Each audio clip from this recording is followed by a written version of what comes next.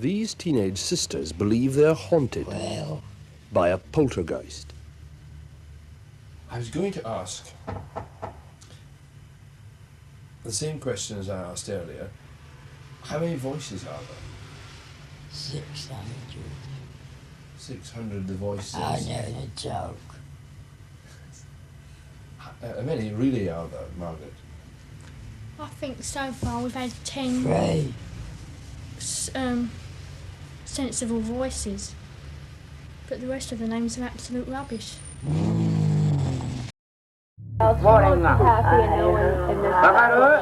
she has to let me be, she will not. Welcome to Vuemax. We are the deep cut. We are the fact checkers. Every horror story ever told hides a secret. And sometimes, the scariest thing isn't the ghost. It's the person selling you the fear. Today, we open the verified file on The Conjuring. The movie claims to be based on the real cases of Ed and Lorraine Warren, the world's most famous demonologists. But the truth is far more chilling than any fiction Hollywood could produce. Who were the Warrens? Ed Warren was a self-taught demonologist, claiming decades of experience hunting the supernatural. Lorraine Warren, his wife, was a clairvoyant, or so she said. With visions she claimed could sense spirits and demonic activity. They started in small towns, investigating local hauntings. Their first notable case involved a doll named Annabelle, supposedly possessed, supposedly dangerous. This was the beginning of a career built not just on fear, but on storytelling. Their first major case, the Perron family in Rhode Island. The family claimed their farmhouse was haunted. Objects moving, strange noises, unexplained cold spots. The Warrens arrived and introduced the idea of a demonic presence.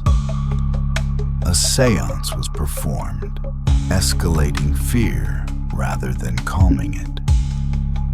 Next came Amityville, the infamous house on Ocean Avenue.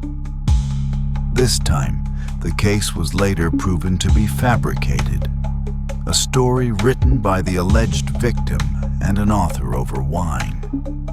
And then, Enfield in England, a poltergeist case that inspired The Conjuring 2. Photographs, recordings, and witness statements exist. But critics claim the Warrens exaggerated every event. Sensible voices, but the rest of the names are absolute rubbish. 11-year-old Janet Hodgson appears to be the focus of many of the strange happenings in Green Street. But they also affect her 14-year-old sister, Margaret, and their younger brother, Billy. One of the first manifestations was when Lego bricks began to fly at high speed around the living room. How does it feel to be haunted by a poltergeist? It's not haunted. Why isn't it haunted? I don't know.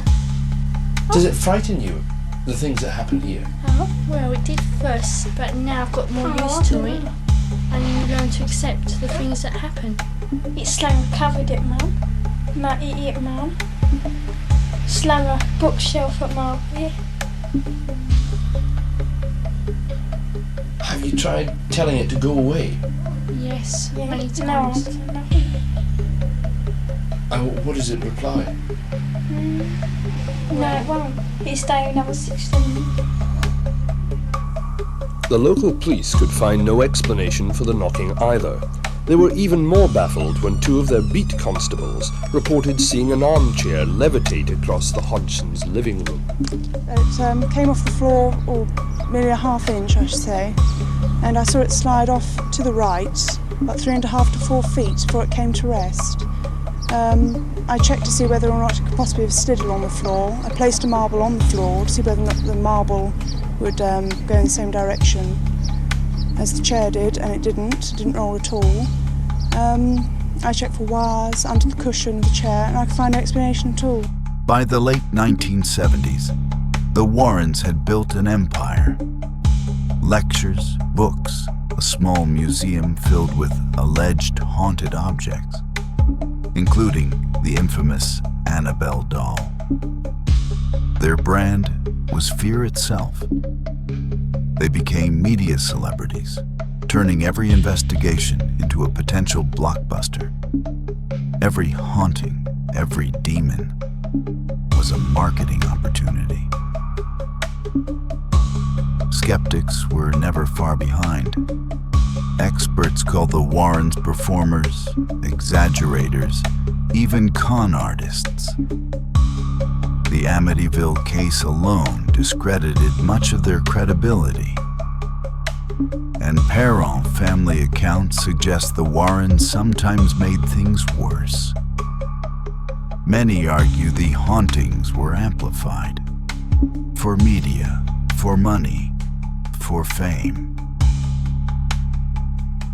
The real genius of the Warrens wasn't fighting demons. It was selling them. They copyrighted their files, then sold the rights to Hollywood. The Conjuring universe was born. Every movie, another revenue stream. Every ghost, another dollar in their empire. So here's the verdict. The Conjuring is a masterful horror film, but based on true events. That's Hollywood's biggest illusion. The real horror wasn't in the house. It was in the contract. The real demons were ambition, greed, and storytelling. This is Vuemax. We reveal the truth hidden behind the lens. Because sometimes, the real horror isn't supernatural. It's human.